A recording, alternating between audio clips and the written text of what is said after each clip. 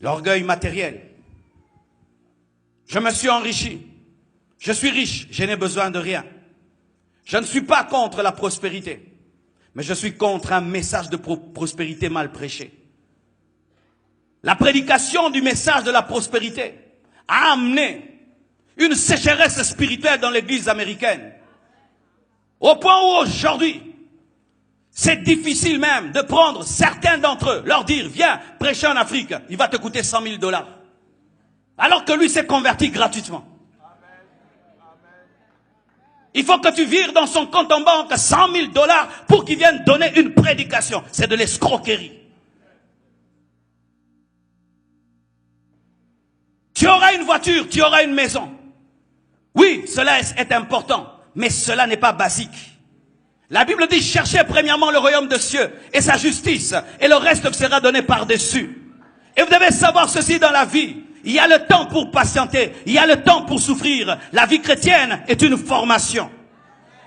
Ce n'est pas que tu te convertis aujourd'hui et tu auras tout du coup. Et ce n'est pas tout le monde qui sera millionnaire, ce n'est pas tout le monde qui sera milliardaire, mais Dieu verra que tu ne manques de rien. Si chaque fois nous devons prêcher maison, voiture, nous sommes des idolâtres, nous sommes des matérialistes. Et ainsi, nous jugeons la spiritualité des gens à l'église en fonction de ce qu'ils ont. Si tu es riche, donc tu es délivré, archi faux. Il y a des riches qui sont possédés, des riches qui sont possédés.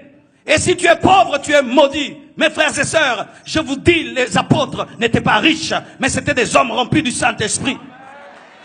On juge la grandeur d'un homme de Dieu en fonction de son compte en banque, en fonction de son jet, en fonction de sa veste, en fonction de sa cravate.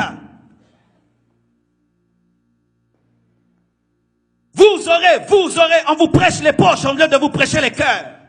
Alors que la Bible dit, je souhaite que tu prospères à tous égards, comme prospère l'état de ton âme. La prospérité doit commencer à l'intérieur, avant de se manifester à l'extérieur. Et la priorité de Dieu, ce n'est pas de remplir ton compte en banque, c'est de remplir ton cœur.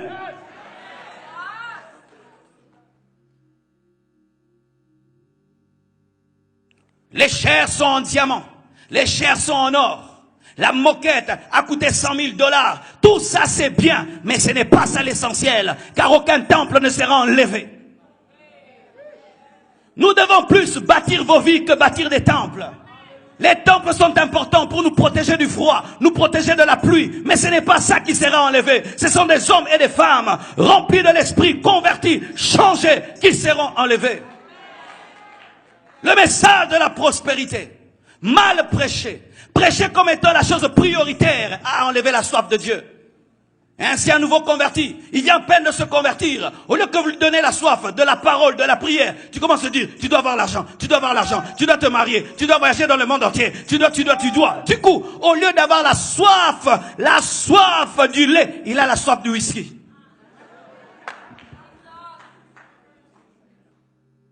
Béni soit Dieu, nous, pour les temps où nous nous sommes convertis. Pendant plus de 5 ans, tu n'entends même pas qu'on te parle que tu seras millionnaire. On te dit, Jésus revient bientôt, Jésus revient bientôt, Jésus revient bientôt. Tu te sanctifies. Et puis un jour on dit, il peut aussi te rendre riche. Ah bon?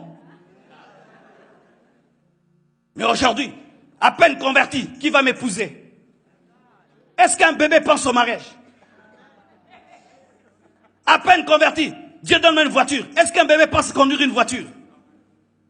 Au lieu de rechercher le baptême du Saint-Esprit, la communion avec Dieu, lire ton Nouveau Testament. Tu n'as même pas maîtrisé ton Nouveau Testament, mais tu veux compter des millions. Et la prédication se transforme en cours de marketing, de management, avec un peu de Jésus.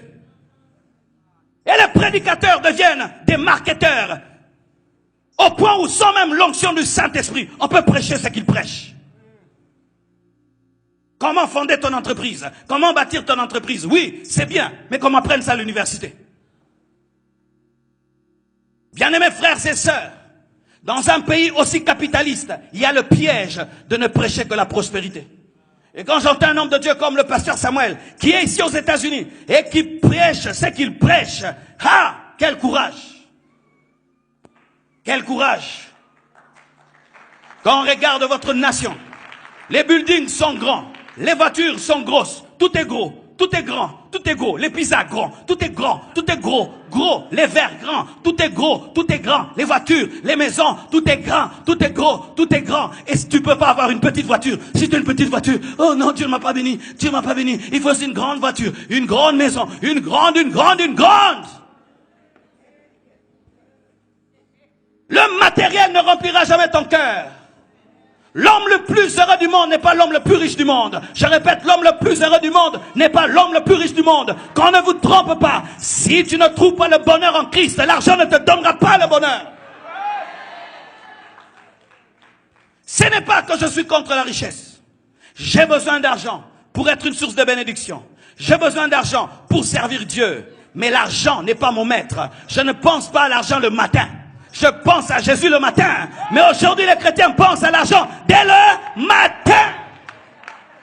Le matin, ils pensent à l'argent. Le soir, à l'argent. À la nuit, à l'argent. Ils rêvent même l'argent. Ils comptent l'argent en rêvant. S'il pêche, il a la paix. Mais si on lui vole l'argent, il perd la paix. C'est ainsi que même dimanche, vous acceptez de travailler pour gagner plus. Vous qui travaillez dimanche pour gagner plus, vous êtes des cupides, vous êtes des cupides, vous êtes des idolâtres, vous êtes des cupides, vous êtes des cupides, et vous êtes des cupides, des cupides.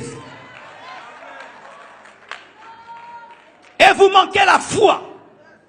Lundi, tu n'étais pas à l'église. Mardi, tu n'étais pas à l'église. Jusqu'à samedi, c'était boulot. Et puis ton chef te dit, mais si tu travailles aussi dimanche, je t'ajoute un petit 500. C'est vrai, un petit 500? Ok. Pasteur, aujourd'hui, je ne saurais pas venir jouer à la batterie. Cupidité. Cherchant à posséder et à posséder encore. Alors que la Bible nous dit que la piété est source de gain avec contentement. Le contentement d'être prêché à nouveau dans l'église.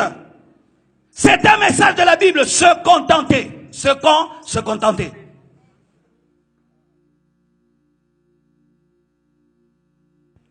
Tu viens à l'église et tu regardes combien j'aurai, combien je posséderai. Si tu es dans une église qui a des fausses doctrines, mais tant que tu te retrouves financièrement, tu y restes. Tant que tu as l'argent, tu y restes. Tant que tu as des relations qui te donnent l'argent, tu y restes. La cupidité. C'est ce qui fait qu'aujourd'hui, les jeunes prédicateurs pensent au ministère en termes d'argent, en termes de prospérité, en termes de veste, en termes de cravate. J'aimerais devenir pasteur. Pourquoi? Ça permet de bien s'habiller. Ça permet d'avoir des belles maisons. Ça permet d'avoir ceci, d'avoir cela. Frères et sœurs, si tu sers Dieu pour la veste, deviens seulement un sapeur.